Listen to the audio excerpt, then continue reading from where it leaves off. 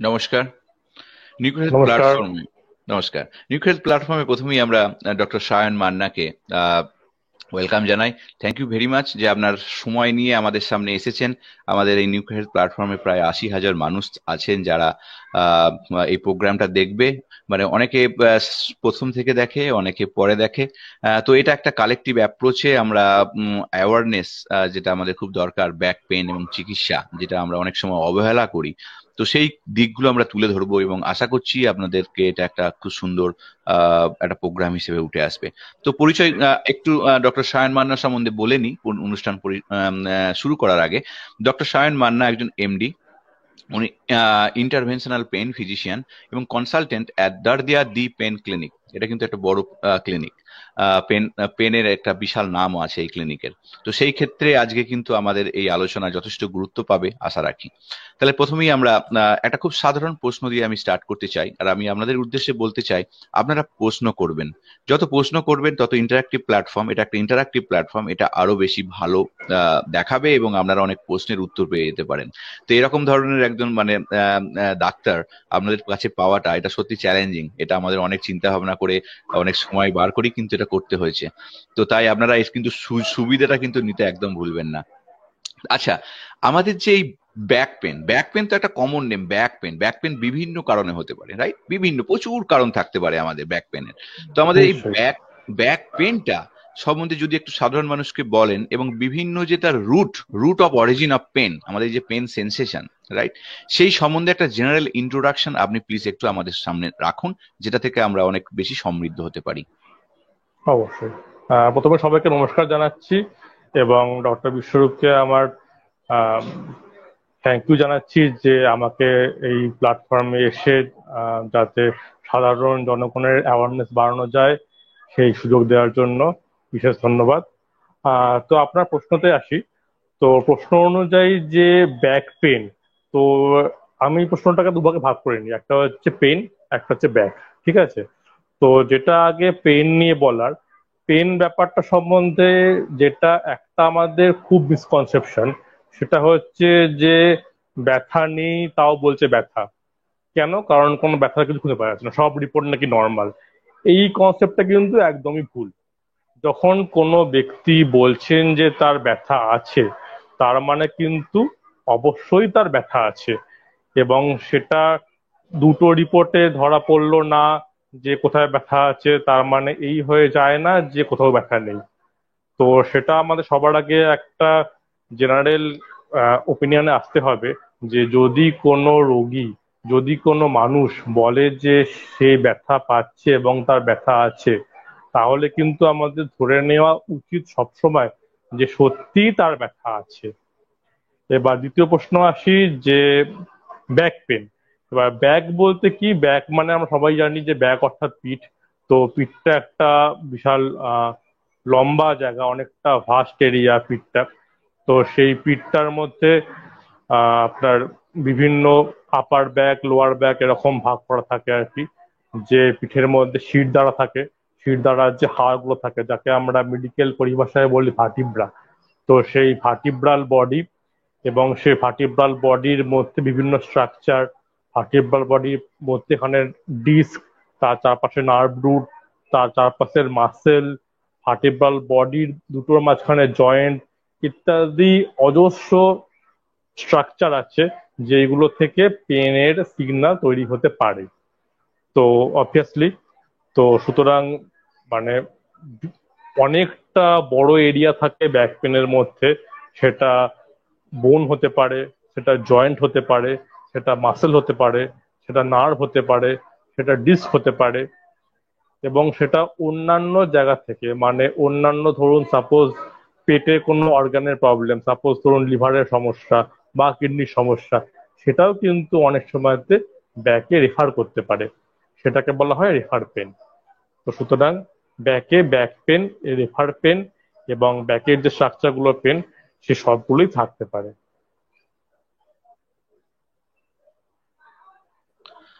তো আমরা নিশ্চয়ই একটা বেসিক ব্যাকগ্রাউন্ড আমরা শুনলাম, যে বেসিক ব্যাকগ্রাউন্ড থেকে আমরা বুঝলাম কি ধরনের পেন, কোথা থেকে উৎপত্তি হতে পারে, এটা একটা জাস্ট বেসিক কনসেপ্ট। এবার প্রত্যেকে ইন্ডিভিজুয়ালি এগুলো সব ভ্যারি করে।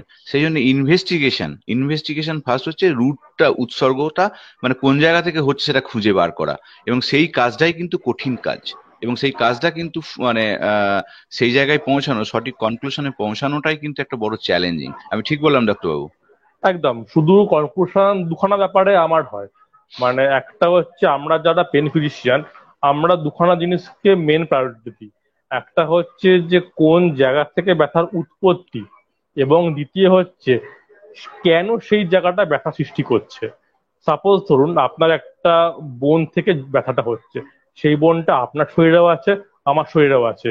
তাহলে আমার কেন ব্যথাটা হচ্ছে না, আপনার কেন ব্যথাটা হচ্ছে, সুতরাং কোথা থেকে হচ্ছে এবং কেন হচ্ছে, এই দুটো প্রশ্নের সঠিক উত্তর জানাটা খুব দরকার যদি সেইটার সঠিকভাবে চিকিৎসা করতে চাই আমরা।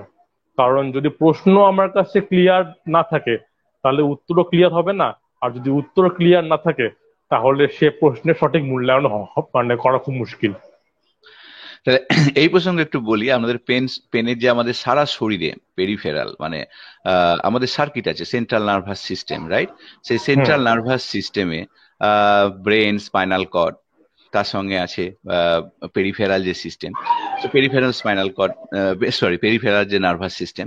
সো আমাদের সারা শরীরে অনেক নসিসেপ্টিভ রিসেপ্টর ছড়িয়ে ছিটিয়ে আছে। আমাদের যখন কোনো স্টিমুলাস বা কোনো রকম কোনো কিছু আঘাত লাগে তখন কি হয়, আমরা তখন রিয়াক্ট করি। তাই সেই সিগন্যালটা আমাদের পুরো স্পাইনাল কর্ড দিয়ে গিয়ে ব্রেনে যায়, আমাদের ব্রেন তখন অ্যাক্ট করে। So this is the pain একটা পাথওয়ে। তো সেই টোটাল ডিটেলসে না গিয়ে জেনারেল সাধারণ মানুষের জন্য এই প্রোগ্রাম। তো সেই কারণে আমাদের বলা যে আমাদের যে এই যে ব্যাক পেন, তাহলে এই যে ব্যাক পেনটা কোথা থেকে উৎপত্তি হয়েছে সেটা যদি আমরা জানি, তার কিন্তু অনেক ধরনের ট্রিটমেন্ট অপশন আছে। তাহলে এবার যদি ডাক্তারবাবু আমাদের কাইন্ডলি একটু মানে বলেন যে কি কি ধরনের আমাদের এই যে স্পাইনাল কর্ডের ব্যাকে কি কি ধরনের সমস্যা আপনারা দেখেন, কি কি ধরনের ইন্ডিকেশন আপনারা দেখেন, এবং সেটা সেটা প্রথমে যদি আমাদের একটু ক্লিয়ার করেন, কি কি ধরনের ইন্ডিকেশন আমরা দেখতে পারি যে যেটা থেকে হ্যাঁ, পেনের। নিশ্চয়ই নিশ্চয়ই, হ্যাঁ। প্রথমেই বলি যে ব্যাক পেনের যদি আমরা মেন মানে কমন কজ যদি সেই হিসেবে আমরা ধরি আর কি, তাহলে সেটা এজ ওয়াইজ একটু ভ্যারি করে। মানে ধরুন ইয়াং এজ আর ওল্ড এজ, এই দুটো এজে পেনের রুট কজটা কিন্তু একটু ডিফারেন্ট হয়। কারণ অবভিয়াসলি যত আমাদের বয়স বাড়ে এজিং হয়, এজিং হওয়া মানে সেটা বডির সমস্ত টিস্যুতেই এজিংটা হয়। তো সেইটা সেই যে পেন গুলো আর কি একটু বয়স হলে সময়কালে শুরু হয়। আবার অনেক সময়তে কম বয়স শুরু হয়, কম বয়সের পেন গুলো হয় যেগুলো আপনার খুব কমনলি হয়, যেগুলো কম বয়সীদের, যেগুলো বয়সকালে নয় সেগুলো কম বয়সীদেরই হয়। তো তার মধ্যে সবচেয়ে কমন যে ব্যাক পেনের যে প্রবলেম দেখা যায় সেটা হচ্ছে যে ডিস্কোজেনিক ব্যাক পেন। ডিস্কোজেনিক মানে কি, আমার কাছে একটা মডেল আছে, আমি আসলে আর দেখতে পাবেন আপনারা। এইটা একটা স্পাইনের মডেল। তো আমরা নর্মালি এই পোর্শনটাকে বলি নেক, এটাকে বলি আপার ব্যাক, এবং এটাকে বলি লোয়ার ব্যাক। তো যদি আমরা এরকম ভাবে ভাগ করে নিই আর কি, তো এইগুলো ভার্টিব্রাল বডি, এই ইয়েলো গুলো নার্ভ রুট। জাস্ট একটা মডেল, এটা এটা নাথিং রিলেটেড, অরিজিনাল কিছু নয়, এই মডেল একটা আর কি। তো নর্মালি যেটা হয়, এই যে দুটো বোনের মাঝে যে এই জায়গাটা দেখতে পাচ্ছেন যেটাকে বলা হয় ডিস্ক, ইন্ট্রা ভার্টিব্রাল ডিস্ক। তো এই ডিস্কের থেকে ব্যথাটা সবচেয়ে কমনলি আমরা দেখতে পারি আর কি। আর দ্বিতীয় কমন যেটা দেখতে পারি সেটা হচ্ছে যে এই যে পেছন দিকের, এটা সামনের দিক, এটা পেছন দিক। তো এই পেছন দিকের যে বিভিন্ন দুটো উম, পাশাপাশি ভার্টিব্রার মধ্যে যে বিভিন্ন জয়েন্ট গুলো আছে, সেই জয়েন্ট গুলো থেকে ব্যথা। তো এই দুখানা আমরা সবচেয়ে কমনলি দেখতে পারি। এবার সেই জয়েন্ট এটাও হতে পারে, এদিকে একটা বড় জয়েন্ট এটাও হতে পারে, এগুলো হতে পারে। আর যেটা দেখা যায়, যেটা কম বয়সীদের অনেক সময় দেখা যায় যে পায়ে ব্যথা, মানে কোমর ব্যথাটা কোমর থেকে পায়ে আসছে, সেটা মেনলি হয় এই নার্ভ রুট গুলোর জন্য। সেখানে কি হয়, এই জেলিগুলো এটা ফেটে বেরিয়ে আসে, পেছন দিকে বেরিয়ে এসে এই নার্ভ রুটে চাপ দেয়। তো এই নার্ভ রুট গুলো চাপ দেওয়ার ফলে তখন একটা নার্ভের পেন একটা হয়। তো ব্যাকের পেন এই ডিস্ক, জয়েন্ট এবং নার্ভ, এই তিনটেতে মূলত হয়। এর সঙ্গে আছে মাসেল, মাসেলের মধ্যে কিছু পেছনের দিকে মাসেল থাকে, কিছু সামনের দিকে মাসেল থাকে। তো সেই মাসেলের পেনটাও আমরা কমনলি দেখতে পারি আর কি। এই চারটে মোটামুটি মূল মানে কমনলি দেখা পেনের মধ্যে পড়ে আর কি, এই চারটে। তাহলে আপনারা খুব সুন্দর করে দেখালেন, এটা একটা খুব ভালো শিখলাম আমরা, যে একটা মডেল, একটা আর্টিফিশিয়াল মডেল, যে মডেলের মাধ্যমে আপনাদের কাছে ক্লিয়ার হলো যে কিভাবে আমাদের স্পাইনাল কর্ডটা আছে। তো আমি বেসিক্যালি স্পাইনাল কর্ডের উপর 6 বছর রিসার্চ করেছি, সার্ভিক্যাল স্পাইনাল কর্ড। তো সার্ভিক্যাল স্পাইনাল কর্ডে ইনজুরি মডেল করতাম আমরা, র্যাটে মডেল করতাম, মাউসে মডেল করতাম, দিয়ে আমরা হুম রেসপিরেটরি হুম, কম্প্রোমাইজটা দেখতাম। দেখবেন অনেক মানুষ একদম। রেসপিরেটরি কম্প্রোমাইজ হয়ে মারা যায় স্পাইনাল কর্ডে হ্যাঁ হ্যাঁ। সার্ভিক্যাল ইনজুরি হলে। তো সেই হুম হুম হুম। রেসপিরেটরিটার উপর আমরা থেরাপিউটিক ইন্ডিকেশন রিসার্চ করতাম, গবেষণা যেগুলো করছি, ফার্মাকোলজিক্যাল অ্যাপ্রোচ, জিন থেরাপি, বিভিন্ন ধরনের transplantation, like stem cell transplantation, এরকম ভাবে আমরা রিসার্চ করতাম। তো দিয়ে আমরা ডায়াফ্রাম অ্যাক্টিভেশনটাকে বাড়ানোর চেষ্টা করতাম অ্যানিমেল মডেলে। তো আমার অনেক পেপার পাবলিকেশন হয়েছে ওই নিয়ে, সেই জন্য স্পাইনাল কর্ড ইনজুরিটা আমার কাছে একটা বিশাল ফেভারিট সাবজেক্ট। খুব তো ভালো খুব ভালো।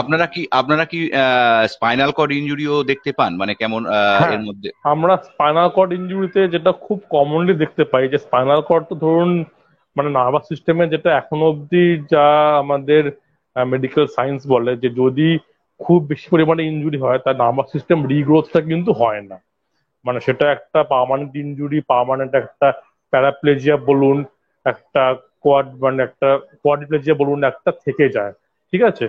তো অনেক সময়তে এটা দেখা যায় যে ধরুন একটা স্পাইনাল কর্ড ইনজুরি হয়েছে, ইনজুরি হয়ে পেশেন্টটা স্পাইনাল কর্ডের তলার পোর্শনটা কোনো সার নেই, কিন্তু কিন্তু সেই পেশেন্টটা কিন্তু ব্যথা ছটফট করছে। মানে পেশেন্টটা পা নাড়াতে পারে না, কিন্তু পেশেন্টটার পায়ে অসম্ভব ব্যথা। এটা কি এই পেশেন্ট ক্রনিক গুলো পেন? আমরা এটা খুব কি পাই। Chronic pen? হ্যাঁ, দেখুন আমাদের ভাষায় ক্রনিক পেন হচ্ছে যে কোনো পেন যদি 3 মাসের বেশি কন্টিনিউ করে সেটা ক্রনিক পেন। হুম সেটা হেডেকও হতে পারে। হুম হুম। ঠিক আছে, এবং মানে সেম টাইপের মানে অবভিয়াসলি, মানে আজকে মাথা ব্যথা কাউকে গা ব্যথা সেটা হবে না। মানে যদি মাথা ব্যথা যদি ডেলি হচ্ছে, 3 মাসের বেশি হচ্ছে, সেটাও ক্রনিক পেন। মাইগ্রেনটাও একটা টাইপ ক্রনিক পেন, বুঝলেন তো? তো এইটা যেটা ব্যাপার সেটা হচ্ছে ঠিক ক্রনিক পেন বলা যাবে না জিনিসটাকে। দুটো নাম আছে, একটা হচ্ছে সিআরপিএস মানে কমপ্লেক্স রিজিওনাল পেন সিনড্রোম, যেটাতে নার্ভ ইনজুরি হওয়ার ফলে পেনটা তৈরি হচ্ছে। তো সেটাই সবচেয়ে মানে মূল কারণ সেটা আর কি, ঠিক আছে। আর একটা হচ্ছে ফ্যান্টাম পেন, মানে যেখানে ধরুন লিমটা নেই, সেটা নেই, তাও সেখানটা থেকে পেন তৈরি হচ্ছে আর কি। তো এই দুখানা জিনিস আমরা মাঝে মাঝেই দেখতে পারি, যেখানে মানে স্পাইনাল কর্ড ইনজুরি হয়েছে, ইনজুরি হওয়ার ফলে সেন্সেশন নেই কিন্তু পেন আছে। এটা কিন্তু হতেই পারে। একটা কোশ্চেন আমরা পেয়েছি, আমরা সরাসরি কোশ্চেনে চলে গেলাম। আপনারা যারা দেখছেন, আপনাদের যদি কোনো কোশ্চেন থাকে অবশ্যই নিয়ে আসুন, আমাদেরকে টাইপ করুন, আমাদেরকে কমেন্ট করুন, তাহলে কিন্তু সেই কমেন্ট গুলোকে আমরা কোশ্চেনের আকারে ডাক্তারবাবুর কাছে তুলে ধরতে পারবো। তো কাজী আজিউল ইসলাম একটা কোশ্চেন করেছেন, যে কাপ মাসল পেন কি কারণে হয় স্যার? Calf muscle pain. হুম, দেখুন কাফ মাসেল পেন, যে কোনো পেন দুখানা আমরা কমন রিজন দেখি। একটা হচ্ছে যে পেনটা যেখানে ফিল হচ্ছে, পেনটা সেখানেই তৈরি হচ্ছে, অথবা পেনটা অন্য কোনো জায়গাতে তৈরি হচ্ছে কিন্তু অন্য কোনো জায়গাতে ফিল হচ্ছে। অর্থাৎ কাফ মাসেল পেন অনেক সময় হতে পারে যে কাফ মাসেলের যে সমস্যা, যে মাসেলের মধ্যে যে সাপোজ ফেসেল গুলো আছে বা নার্ভ গুলো আছে, যে মাসেল গুলো আছে, সেগুলো থেকে আসছে। অথবা হতে পারে যে কোমরের থেকে যে নার্ভ গুলো পায়ে ডিস্ট্রিবিউট হচ্ছে, সেই নার্ভ গুলো থেকে ব্যথাটা আসছে। তো কাফ মাসেল পেনে সবচেয়ে যেটা ভয়ের একটা কারণ থাকে, সেটা হচ্ছে ডিপ ভেন থ্রম্বোসিস। জিনিসটা কি? সেটা হচ্ছে যে আমাদের পায়ের তো ভেন থাকে, এবার সেই ভেন গুলো হচ্ছে নর্মালি ভেন কি করে, অ্যান্টি গ্র্যাভিটিতে পা থেকে যাচ্ছে, মানে গ্র্যাভিটি যে ভেনে ব্লাডটা আছে সেটাকে তলার দিকে টানছে, কিন্তু ব্লাডটা কি করছে, ব্লাডটা সেই ভেনটাকে বাইপাস করে উপর দিকে উঠে হার্টে আসছে। তো এই যে ভেনাস সিস্টেমটা আছে, এই ভেনাস সিস্টেমটা কাফ মাসেলের মধ্যে দিয়ে খুব ইম্পর্টেন্টলি যায় আর কি। এবং সেই ভেনাস সিস্টেমের মধ্যে যদি ব্লাড ভেসেলের মধ্যে কোনো ক্লট জমে, তো সেই ক্লটটা জমার ফলে ব্লাডটা ভালো মতো সার্কুলেট হয়ে রিটার্ন ব্যাক করতে পারে না, সেটাকে বলে ভেনাস থ্রম্বোসিস। তো এই ভেনাস থ্রম্বোসিস ব্যাপারটা কাফ পেনে কিন্তু হতে পারে। এছাড়াও আপনার ভিটামিন ডি ডেফিসিয়েন্সি, আপনার কোমরের স্যাক্রোইলিয়াক জয়েন্টে পেন বা ফ্যাসেট জয়েন্টে পেন, মানে যে জয়েন্ট গুলো দেখালাম আমি আর কি, তো সেই জয়েন্ট গুলোর পেন, পায়ে রেফার্ড হওয়া, বা কোনো যে নার্ভ গুলো আছে সেই নার্ভ গুলো কম্প্রেস হওয়ার ফলে কোমরে একটা ব্যথা, এই পায়ে একটা ব্যথা, বা ডিহাইড্রেশন হলেও অনেক সময় হয়। তো এই সবগুলো কমনলি কাফ মাসেল পেনে হতে পারে, মানে নর্মাল কজ আর কি। তাহলে আমরা কাপ মাসল পেন অনেক তথ্য জানলাম। আপনারা প্রশ্ন করুন, আমরা আবার নিয়ে আসবো আপনার প্রশ্নের উত্তর। তো basically Debashis Sardar, thank you for joining. তো ঘটনা হচ্ছে যে পেন এই যে পেন সেন্সেশন, এই পেন সেন্সেশন এটা একটা চরম একটা একটা সেন্সেশন, লাইক এটা বিভিন্ন কারণে আমরা সেন্স করি। তো সেই পেনটা কিভাবে আমাদেরকে মানে ব্যথিত করছে, মানে পেন মানে ব্যথা, রাইট? সেটাও আমাদের একটা ব্যথিত হওয়ার কারণ হয়ে ওঠে যখন সেটা লং হয়ে যায়, যখন সাস্টেন করে বহুদিন ধরে, যখন অনেক মেডিকেশন কাজ করে না। তো সেক্ষেত্রে নার্ভের ক্ষেত্রে অনেক রকমের এই যে ডিস্কের রিলোকেশন, মানে বেসিক্যালি যে কম্প্রেসড হয়ে যাওয়া, নার্ভের টিস্যু কম্প্রেস হয়ে যাওয়া অনেক সময় যেগুলো ঘটে, তো সেগুলোর কি কোনো সার্জিক্যাল ইন্টারভেনশন আছে? যে যেগুলো সার্জিক্যাল ইন্টারভেনশন করলে কি ধরনের রোগের ক্ষেত্রে সার্জিক্যাল ইন্টারভেনশন আছে এবং যেগুলো আপনারা করে থাকেন, সেই সম্বন্ধে হুম। যদি একটু আমাদেরকে আলোকপাত করেন। হ্যাঁ, এবার দেখুন, এবার ইন্টারভেনশনের জায়গাতে দুরকম ব্যাপার আছে। একটা হচ্ছে সার্জিক্যাল ইন্টারভেনশন, মানে যেটা আপনার বড় করে কেটে ছেটে এরকম করা। আর একটা হচ্ছে মিনিমালি ইনভেসিভ ইন্টারভেনশন, যেটাতে কাটা ছেঁড়া না করে মাইনর, ধরুন আপনার নিডল পাস করে তার ভেতর দিয়ে সফিস্টিকেটেড ইনস্ট্রুমেন্ট পাস করে ট্রিটমেন্ট করা, ঠিক আছে? তো আগে আসি যে কখন কাটাছেঁড়া করতেই হবে। কাটাছেঁড়া করতে হওয়ার জন্য আমরা একটা জিনিস বলি, সেটা হচ্ছে যে রেড ফ্ল্যাগ। রেড ফ্ল্যাগ মানে বিপদ সংকেত। সেই সমস্যা, সেরকম সমস্যা যদি কোনো কিছু থাকে, তাহলে আপনাকে ইন্টারভেনশনে না গিয়ে সার্জারি করতেই হবে। এবার কি কি সেই রেড ফ্ল্যাগ গুলো? রেড ফ্ল্যাগ গুলোর মধ্যে ব্যাক পেনের ক্ষেত্রে, মানে কোমরে ব্যথার ক্ষেত্রে যেটা সবচেয়ে গুরুত্বপূর্ণ, সেটা হচ্ছে এক হচ্ছে পায়ের জোর কমে যাওয়া। মানে হাঁটা চলা বলুন, দাঁড়ানো বলুন, আঙুলে ভর দিয়ে হাঁটা, গোড়ালি ভর দিয়ে হাঁটা, বা পায়ের মুভমেন্ট বলুন, যদি মনে হয় যে আপনি জোর কম পাচ্ছেন, মানে আপনার মোটর পাওয়ার কম হচ্ছে। দু নম্বর হচ্ছে সেন্স কম পাচ্ছেন, মানে আপনি পায়ে হাত দিলে বুঝতে পারছেন না, পাটা মনে হচ্ছে অসাড় হয়ে যাচ্ছে মনে হচ্ছে, দুটো পায়ের সেন্সের ডিফারেন্সটা অনেকটা বেশি মনে হচ্ছে। তিন নম্বর হচ্ছে আপনার পেচ্ছাপ পায়খানা কন্ট্রোলটা কম্প্রোমাইজ হয়েছে, মানে হয় আপনি পেচ্ছাপ ধরে রাখতে পারছেন না, বা আপনি পেচ্ছাপ বার করতে পারছেন না। ও পায়খানার ক্ষেত্রেও তাই, ঠিক আছে? এই তিনটেকে আমরা বলি রেড ফ্ল্যাগ সাইন।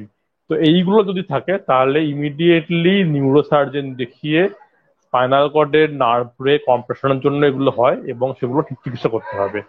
এবার যদি কারোর এই রেড ফ্ল্যাগ না থাকে, মানে ধরুন খুব সামান্য উইক হয়ে আছে, বা পায়ে একটা চিন চিন ঝিনঝিন ভাব হয়ে আছে, বা বা আপনার রিপোর্টে দেখলেন কোনো একটা নার্ভ রুটে কম্প্রেস করছে, সেক্ষেত্রে যেটা করা যেতে পারে যে ওই নার্ভ রুট গুলো যেগুলো আপনার কম্প্রেশন হচ্ছে, সেগুলোকে কোনো হাড় না কেটে, যেখানটা আপনার, দেখুন নর্মাল অবস্থা কি, নর্মাল অবস্থায় তো আপনার, সরি, নর্মাল অবস্থায় তো আপনার কোনো হাড়ের মধ্যে কোনো কম্প্রেস হচ্ছে না। নর্মাল অবস্থায় আপনার দুখানা বোন আছে, তার মধ্যে নার্ভ যাচ্ছে, একদম ঠিক আছে।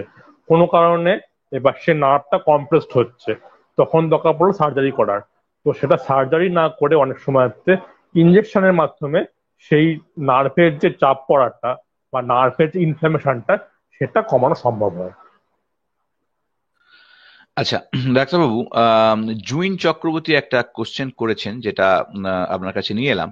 তো জুইন চক্রবর্তী একটা কোশ্চেন করেছেন, আমার পিঠে অনেক দিন ধরে ব্যথা, অনেক ডাক্তার দেখিয়েছি, কমেনি, এমআরআই করেছি, বাট রিপোর্ট দেখে ডক্টররা সবাই বলছেন মেজর প্রবলেম নেই, এক্সকিউজ মি, কিন্তু আমার খুব ব্যথা, তাই ডাক্তারবাবুর সাথে অনলাইন কনসালটেশন করতে চাই, প্লিজ হেল্প। অবশ্যই ডাক্তারবাবুর সাথে আপনি অনলাইন কনসালটেন্ট করতে পারেন। আমি আপনাকে ওনার কাছ থেকে নাম্বার নিয়ে, ওনার ক্লিনিকের নাম্বার নিয়ে আপনাকে দিয়ে দেবো, দায়িত্ব নিয়ে দিয়ে দেবো। কিন্তু ঘটনা হচ্ছে যে আপনি যে কোশ্চেনটা করেছেন, আমি চাই আপনি এই কোশ্চেনের অ্যান্সারটা ডাক্তারবাবুর কাছ থেকে নিজে মুখে শুনে নিন। হ্যাঁ, এখানে এই কোশ্চেনটা সম্বন্ধে আমি একটা ইম্পর্টেন্ট কথা বলতে চাই, যেটা উনি প্রশ্নটা করেছেন। সেটা হচ্ছে যে এমআরআই রিপোর্ট দেখেছেন, রিপোর্টে কিছু পাওয়া যায়নি। এবার আমাদের একটা জিনিস বুঝতে হবে, যে আমরা যে ইনভেস্টিগেশন গুলো করাই, সেটা আপনার ব্লাড টেস্ট হোক, ইমেজিং হোক, ইমেজিং মানে চেস্ট এক্স রে বা এমনি X ray, CT scan, MRI, বোন স্ক্যান ইত্যাদি সমস্ত কিছুই, এই সমস্তগুলো কিন্তু কমপ্লিমেন্টারি। মানে এমআরআই নর্মাল মানে কিন্তু আমাদের এটা কখনোই ভাবা চলবে না যে এমআরআই নর্মাল মানে আমার কোনো কিছু নেই বা আমার কোনো সমস্যা নেই। আমি যেটা খুব বলি সেটা হচ্ছে যে চিকিৎসা করতে হবে পেশেন্টের, রোগীর চিকিৎসা করতে হবে, একটা এমআরআই রিপোর্টের চিকিৎসা কিন্তু আমরা করব না। সুতরাং এমআরআই রিপোর্টে যাই থাকুক, সেটা কিছু পজিটিভ থাকুক বা নেগেটিভ থাকুক, যদি ক্লিনিক্যালি কোরিলেট না হয়, তাহলে আমাকে খুঁজে বার করতে হবে যে ক্লিনিক্যালি পেনের সোর্সটা কি এবং পেনের রিজনটা কি, এবং তার উপরই আমাকে সমস্ত, যেটা আমি প্রথম বললাম, আমি যদি আমি খুঁজে বার করতে পারি যে আমার কারণটা কি। চিকিৎসা কিন্তু সবাই জানে, চিকিৎসা কিন্তু মানে আপনি সার্চ করলে দেখবেন চিকিৎসা কোন রোগের, যদি রোগের ডায়াগনোস কনফার্মেটরি হয়ে যায়, তার চিকিৎসা করাটা অনেকটা ইজি হয়ে যায়। সমস্যা হচ্ছে যে রোগের উৎসটাকে, রোগের কারণটাকে ধরা। তো আপনার ক্ষেত্রেও আমি এটাই বলবো যে আপনার অনেক রকম কারণ থাকতে পারে। এমআরআই রিপোর্ট নর্মাল মানে এমন নয় যে আপনারা কোনো স্ট্রাকচার প্রবলেম নেই, কারণ এরকম অনেক স্ট্রাকচার আছে যেগুলো এমআরআই তে খুব ভালোভাবে ডিলিনিয়েট করা যায় না, বা যেগুলো প্রবলেমেটিক কি নন প্রবলেমেটিক সেটা এমআরআই ডিফারেন্সিয়েট করতে পারেন না। মানে একটা স্ট্রাকচার দেখাচ্ছে, সেটা আপনারও যেমন দেখাবে আমারও তেমন দেখাবে, কিন্তু সেই স্ট্রাকচারটা ইজ দা, মানে সেই স্ট্রাকচারটা ব্যথার কারণ হতেই পারে সেটা। খুব ভালো তথ্য পেলাম। জুইন চক্রবর্তী, থ্যাংক ইউ প্রশ্ন করার জন্য। আপনাদের প্রত্যেককে বলছি যারা দেখছেন তাদের কোনো ব্যবহারিক জীবনে লাইফে কোনো যদি প্রশ্ন থাকে সেগুলো করতে পারেন। এগুলো হচ্ছে সবটাই অ্যাওয়ারনেস, একটা হেলথ লিটারেসির প্রোগ্রাম।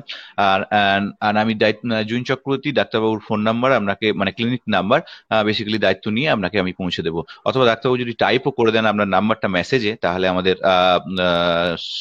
আমাদের অরিজিৎ এই নাম্বারটা এখানে এই পেজে দিয়ে দেবে। আপনি যদি টাইপ করে দেন মেসেজে, আমি টাইপ করে দিচ্ছি। তাহলে জয়ন চক্রবর্তী আপনি ডাক্তারবাবুর নাম্বারটা নিয়ে রাখুন ওনার ক্লিনিকের, আপনি কনসাল্টিং অবশ্যই করুন। তবে এই প্রসঙ্গে বলে রাখি, আগামী দিনে নিউক্লিয়ার হেলথ হাবের যে একটা অ্যাপ আসছে, সেখানেও কিন্তু আমি ডাক্তারবাবুকে আজকেই বলেছি যে প্লিজ আমাদের অ্যাপেও আসবেন। তো ডাক্তারবাবু আগামী দিনেও আমাদের অ্যাপেও থাকবেন। তো আমাদের যে পরিষেবা, স্বাস্থ্য পরিষেবা, সেটা কিন্তু খুব তাড়াতাড়ি মাস 2-3-এর মধ্যে শুরু হয়ে যাবে। নিউক্লিয়ার হেলথ একদম, অবশ্যই অবশ্যই অবশ্যই আপনাদের সত্যি মানে সাধুবাদ যোগ্য। Thank you very much. তো আমি একজন গবেষক বিজ্ঞানী হয়ে এই প্রচেষ্টাটা করছি, যারা এমপ্যাথেটিক কিছু ডাক্তারদের নিয়ে আসতে চায়, যারা যারা সমাজে মানুষের জন্য কিছুটা হৃদয় দিয়ে কাজ করবেন। এবং দেখুন, সবাই professional, we have to be professional, কিন্তু বাট একটা এমপ্যাথিক একটা জিনিসের আমাদের অভাব কিন্তু সোশ্যাল, মানে বেসিক্যালি আমরা দেখে আসছি। মানে এই স্বাস্থ্য ব্যবস্থায় একটা মানবিক মুখ কিন্তু আমরা অনেক সময় কমে যাচ্ছে, আমরা বেশি প্রফেশনাল হয়ে যাচ্ছি। অবশ্যই অবশ্যই এটা ঘটছে, এটা সাপোর্ট করছি। তো সেই কারণে আমরা একটু নতুন ধরনের সার্ভিস, যেখানে মানুষকে মানুষ বলে একটা এমপ্যাথেটিক সিস্টেম দেওয়া হবে, যেটুকুনি করার প্রয়োজন সেটুকুনি ডাক্তারবাবুরা করবেন। কারণ সাধারণ মানুষ আজকে সত্যি বলছি, চিকিৎসা শাস্ত্রে এত খরচ, সেই খরচে কিন্তু দিশেহারা। সেই খরচটাকে তখনই কমানো সম্ভব যদি প্রপার ডায়াগনোসিস করা যায় এবং কারেক্টিভলি সেটার উপর অ্যাড্রেস করা যায়। মানে ব্যাপারটা হচ্ছে সেই জন্য একটু আমাদেরকে নিজেদেরকে হেলথ লিটারেসিটাও ম্যাচিওর করতে হবে। এবং থ্যাংক ইউ ভেরি মাচ আপনার আসার জন্য। তো আর একটা কোশ্চেন এসছে, আমরা সরাসরি এবার কোশ্চেন অ্যান্সারে চলে যাই। এবং আপনাদের প্রত্যেককে বলছি, আপনারা আপনাদের ব্যবহারিক জীবনের কোশ্চেন গুলো করুন। এই কোশ্চেনের মাধ্যম দিয়েই কিন্তু অনেক তথ্য আপনারা ইন জেনারেল জেনে যাবেন। নিশ্চয়ই, একদম।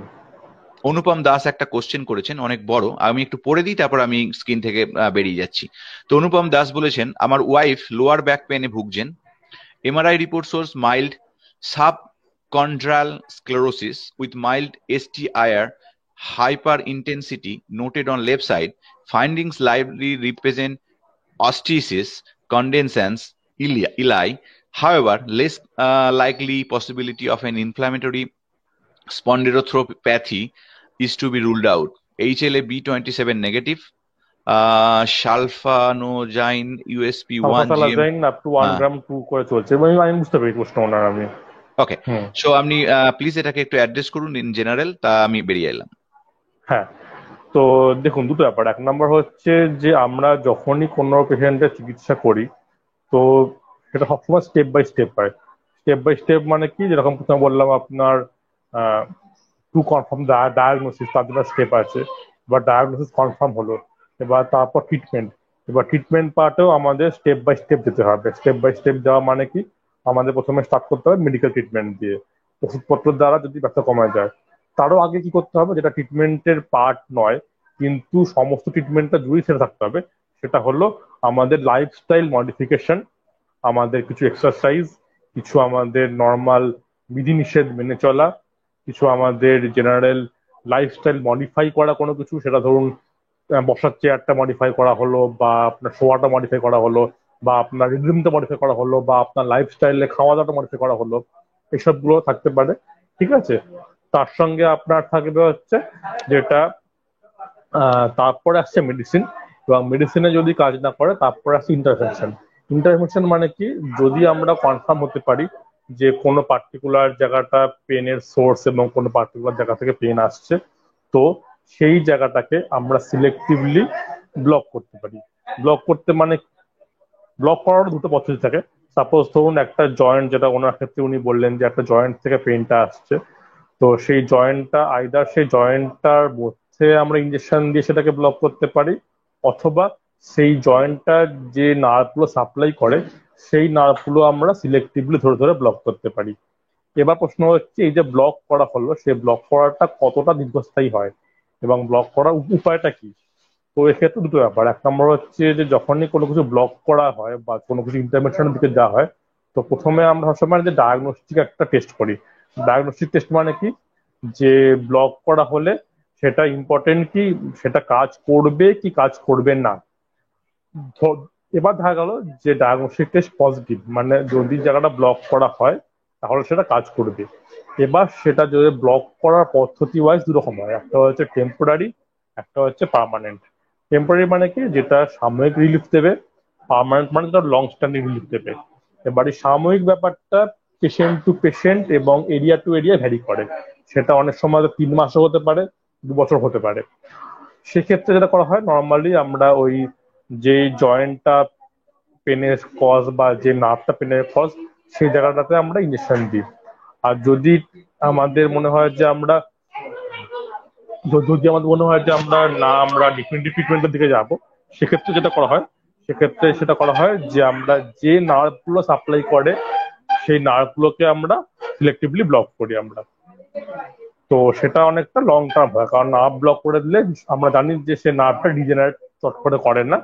সে নার্ভটা রিজেনারেট হতে হতে সময় লাগে এবং সেই স্ট্রাকচারটা পেনফুল করে না। এবং এটা খুবই প্রিসাইজ, কারণ আমাদের এমনভাবে ব্লক করতে হবে যে অনলি সেই নার্ভটা যেটা পেনফুল স্ট্রাকচারটা সাপ্লাই করছে, তার চারপাশে কোনো কিছুকে সাপ্লাই করছে না। সুতরাং জিনিসটা খুবই প্রিসাইজ এবং খুবই সূক্ষ্ম আর কি। যাই হোক, আমরা পরবর্তী কোশ্চেনে চলে আসছি। আমরা কতগুলো কোশ্চেন নেব, আমরা প্রোগ্রাম কিন্তু শেষের দিকে।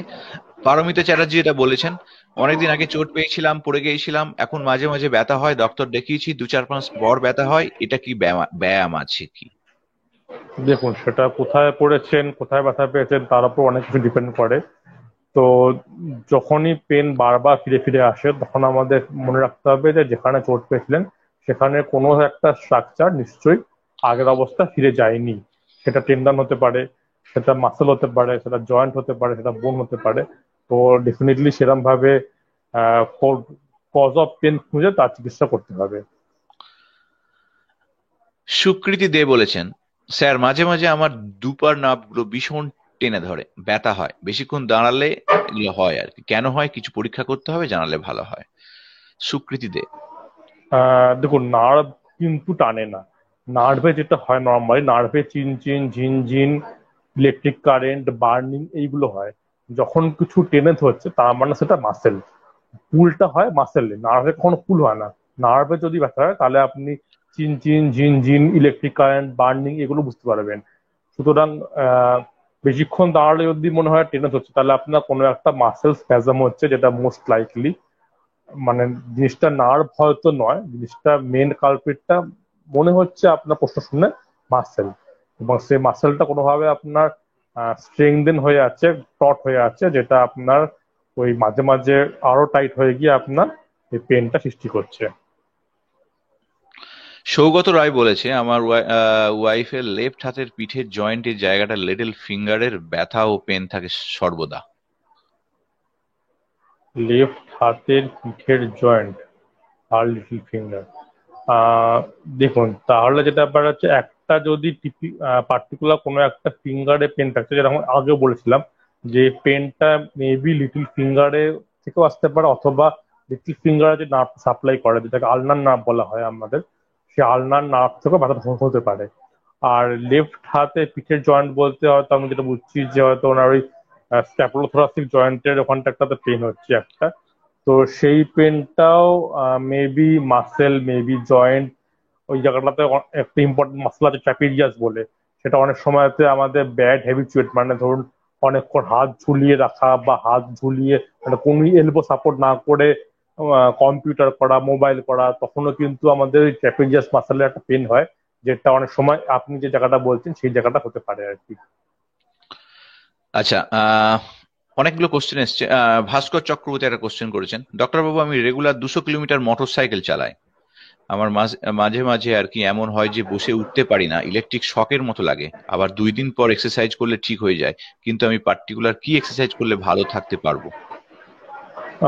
দেখুন, প্রথমে যেটা বলবো আপনাকে আপনাকে আমি 200 কিলোমিটার সাইকেল চালাতে বারণ, মোটর সাইকেল চালাতে কিন্তু বারণ করব।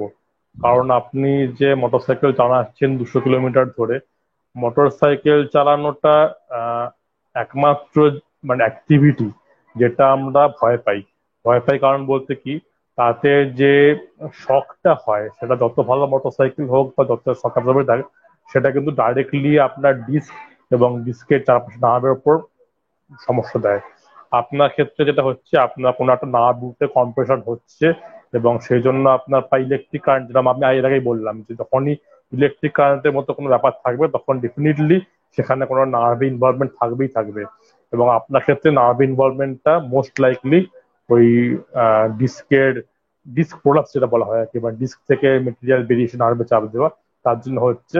আপনি ব্যায়ামের মধ্যে ওয়াকিং ছাড়া আপনাকে কোনো রকম ব্যায়াম আমি করতে বারণ করব।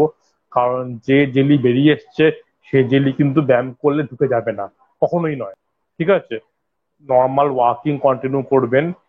হেভি জিনিস তুলতে আপনাকে আমি বারণ করব, যে মাটি থেকে ঝুঁকে কোনো হেভি জিনিস তুলবেন না, এবং মোটরসাইকেল চালাতে অবশ্যই বারণ করবো আপনাকে।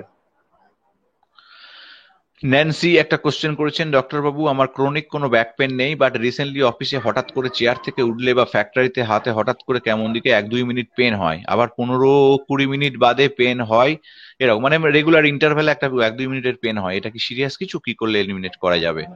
মানে একটা পেন নিয়ে উনি ভুগছেন আর কি। আমরা যেটা বলতে পারি, যেটা দুটো ব্যাপার খুব কমন, সেটা হচ্ছে যে কোনো জয়েন্ট পেনের রুল হচ্ছে যে ইনিশিয়াল মুভমেন্ট গুলো জয়েন্টে পেনফুল হয়।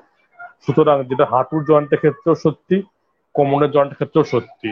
সুতরাং কোমর জয়েন্টে কিছুক্ষণ বসে থাকার পরে উঠতে দাঁড়াতে গেলে পেন হচ্ছে, মানে পেনটা কোমরের যে ছোট জয়েন্ট গুলো আছে মোস্ট প্রবাবলি সেই জয়েন্ট গুলো থেকে আসছে, এবং সেই জয়েন্ট গুলো কোনো কারণে ব্যথা সৃষ্টি দিচ্ছে। তো এটা অবশ্যই কারণ হিসেবে বয়স আন্দাজের কারণ different হতে পারে। কম বয়সে ইনফ্লামেশন এবং বেশি বয়সে ডিজেনারেশন, এগুলোই নানা মূল কারণ আর কি হয়তো। খুব ভালো ইনফরমেশন আপনাদের পেলাম, আপনাদের সহযোগিতা, আপনারা প্রশ্ন করলেন, এটা আমাদের কাছে একটা বড় অধ্যায়। মানে বেসিক্যালি সুবিধা হয় আপনাদের কোশ্চেন করলে, আমরা অনেকটা ওয়াইড সেন্স একটা আপনাদের কোনগুলো ম্যাটার, শুধু একটা থিওরি বলে যাওয়া আর রিয়েল লাইফকে অ্যাড্রেস করা, রিয়েল লাইফের প্রবলেমকে অ্যাড্রেস করা, এগুলো সব ডিফারেন্ট। সেই জন্য আমরা থিওরির ব্যাকগ্রাউন্ডটা নিয়ে আসার পর আপনি করার জন্য যেগুলো রিয়েল লাইফের এক্সপিরিয়েন্সেস, তো সেটার মধ্য দিয়ে কিন্তু আমরা অনেক সাধারণ আইডিয়া, সাধারণ কি করণীয় সেগুলো আমরা জানতে পারি। তো সেই জন্যই কিন্তু আমাদের এই নিউক্লিয়ার হেলথ প্ল্যাটফর্ম, এখানে হেলথ লিটারেসিটাকে আমি যেটা চেষ্টা করছি, সাধারণ মানুষের হেলথ লিটারেসিটা যাতে অনেকটা ইমপ্রুভ করে।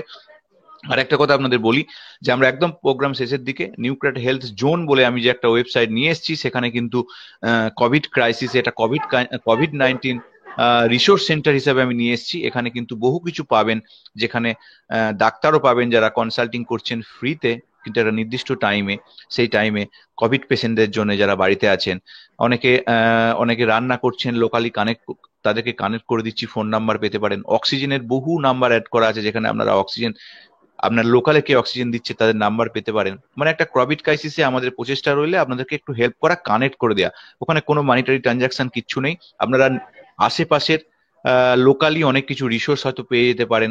সেই জন্য এই ওয়েবসাইটটা দেখবেন, এনসি হেলথ জোন। যদি কোনোদিন প্রবলেম হয়, কোনো কিছু আপনি কোনো কিছু ম্যানেজ করতে পারছেন না, ক্রাইসিসে আছেন, অনেক জায়গায় ফোন করেছেন পাচ্ছেন না, আমাদের এই সাপোর্ট টিমের ফোন নাম্বারে ফোন করবেন, এ কিন্তু আপনাকে ডিরেক্টলি হেল্প করবে। জাস্ট হেল্প করবে, কিভাবে পেতে হবে আপনার জন্য সার্চ করে দেবে। তো এই সার্ভিসটা আমরা কোভিড-19 এই প্যান্ডামিক টাইমে, ক্রাইসিসের টাইমে আপনাদের জন্য নিয়ে এসেছি। স্পেশালি আপনারা যদি সেটা ফলো করেন, সেটা দেখেন ওয়েবসাইটটা, তাহলে আমাদের খুব ভালো লাগবে, আমাদের প্রচেষ্টাটা সার্থক হবে এবং এর সুবিধাটাও নিতে পারেন। তো ডাক্তারবাবু ধন্যবাদ আপনাকে, আমাদের একটা অনেকক্ষণ সময় আপনি দিয়েছেন আমাদের সাধারণ মানুষের জন্য। আবার একটা কোশ্চেন করেছেন, উই রাইট সাইড কোমরের কাছে স্পাইনাল কর্ড উই রাইট, আমি ব্যাপারটা বুঝলাম না। স্পাইনাল আপনি কর্ড এর হবে ওটা বোধহয়, এর আচ্ছা করতে গেলে উই হয়ে গেছে। আচ্ছা আচ্ছা, উনার প্রশ্নের অ্যান্সার হিসাবে। ওকে, তাহলে আমরা সরি, তো ঘটনা হচ্ছে আমরা এবার একদম শেষের দিকে। তাহলে আপনি যদি আমাদের নিউক্লিয়ার হেলথ প্ল্যাটফর্মে এই সময় যদি কোনো সচেতনতা বার্তা দিতে চান, মানে কোনোভাবে যে একটা জিস্ট সামারাইজ যদি একটা করে দিতে চান সাধারণ মানুষের উদ্দেশ্যে, আপনার বার্তা পৌঁছে দিতে চান, খুব ভালো হবে। দুটো বার্তা, একটা হচ্ছে করোনার জন্য একটা বার্তা অবশ্যই আমার দেওয়া কর্তব্য বলে মনে করি, কারণ যেহেতু সত্যি বলতে আমি নিজেও করোনা পেশেন্ট, অনলাইনে ফ্রি কনসালটেশন করছি প্রত্যেক দিন, কারণ আমি পেন ফিজিশিয়ান সঙ্গে সঙ্গে ইন্টেন্সিভিস্টও বটে। আপনার নাম্বারটা দিতে চাই আমাদের এনসি হেলথ জোনে, আপনি যদি অনুমতি দেন। আপনার টাইমই দেওয়া হবে, আপনি জানিয়ে দেবেন কোন টাইমে করবেন, তাহলে এই সাধারণ মানুষরা উপকৃত হবে। আপনার মতো মানবিক ডাক্তারের মুখই আমরা দেখতে চাই। নিশ্চয়ই নিশ্চয়ই, আমি নিজে থেকে আমি মানে ফেসবুক পেজও আছে একটা, আমি সেখানে দিয়েছিলাম, বিভিন্ন গ্রুপেও দিয়েছি, এবং আমি রেসপন্সও পাই আমার এরিয়া থেকে, লোকে ফোন টোন করে আর কি। তো করোনা নিয়ে দুটো কথা, 1 নম্বর হচ্ছে যে অযথা প্যানিক করবেন না, 1 নম্বর, বিপড়া হবেন না 2 নম্বর। আর নিজের থেকে কোনো মেডিসিন কিনে খাবেন না, ডাক্তারের পরামর্শ মেনে চলুন, ডাক্তারের টেস্ট মেনে চলুন। করোনা এখন অনেকটাই কমের দিকে, অ্যাটলিস্ট যেরকম 10 দিন আগে ছিল, এখন তার চেয়ে মানে পশ্চিমবঙ্গে এবং হোল ইন্ডিয়াতেও একটু হলেও ট্রেন্ডটা ডিক্রিজিং এ আছে। তো সেটা রিজন যাই হোক, তার মধ্যে সাবধানে থাকুন, বিপড়াও হওয়ার এইটাই আসল সময়। লোকে ভাববে যে করোনা কমে গেছে, দিল্লিতে পার ডে 1000 হচ্ছে, আমরা সব মাস্কা বেরিয়ে পড়ি, সেরকম একদম করবেন না, দায়িত্বশীল হন, এটা 1 নম্বর। আর পেন নিয়ে যেটা বলার, নিজেরা ডাক্তারি করে পেন কিলার কম খাওয়াটাই ভালো। পেন কিলারে অনেক সাইড এফেক্ট থাকে, তার মধ্যে গুরুত্বপূর্ণ কিডনি ড্যামেজ। ব্যথা হলে ডাক্তারের পরামর্শ নিন, এবং সবসময় আপনার ব্যথাটাকে চেষ্টা করুন যে ব্যথাটা কি কারণে হচ্ছে, আপনার সেরকম ভাবে চিকিৎসা করানোর। ঠিক আছে, অনেক ধন্যবাদ ধন্যবাদ বাবু আমাকে সুযোগ দেওয়ার জন্য। না না, এটা বলছেন কারণ আপনি কত মানুষের কত নিশ্চয়ই না, কারণ আমিও লোকের কাছে পৌঁছতে চাই, অ্যাওয়ারনেস বাড়াতে চাই, কারণ থ্যাংক ইউ এটা ভেরি মাচ। একটা মিউচুয়াল জিনিস। পেশেন্টরাও চায় অ্যাওয়ারনেস বাড়াতে, ডাক্তাররাও চায় অ্যাওয়ারনেস বাড়াতে, সবসময় তাই। ধন্যবাদ, আমরা আমাদের প্রোগ্রাম এখন শেষ করছি। আপনারা নিশ্চয়ই আমাদের নাম্বারটা ওনার পেয়েছেন, যারা সত্যি কনসাল্টিং করতে চান আমাদের প্ল্যাটফর্ম এলে তো উনি আসবেনই, এখন থেকে যদি কনসাল্টিং করতে চান ওনার সাথে আপনারা ওই নাম্বারে কনসাল্ট করতে পারেন। আর আমাদের ওয়েবসাইটে nchealthzone.com কে যে কোভিড এর ডাক্তারবাবুরা রয়েছেন, যে টাইমে ফোন করেছেন, আপনাদের ক্রাইসিস থাকলে বাড়িতে থাকলে ফোন করতে পারেন। এইভাবে কিন্তু কালেকটিভলি আমরা করোনাটাকে জয় করব এই আশা রাখি। তাই আপনারা সকলে সুস্থ থাকুন, ভালো থাকুন। নমস্কার ডাক্তারবাবু, নমস্কার আপনাদের সকলকে। অনেক ধন্যবাদ, নমস্কার।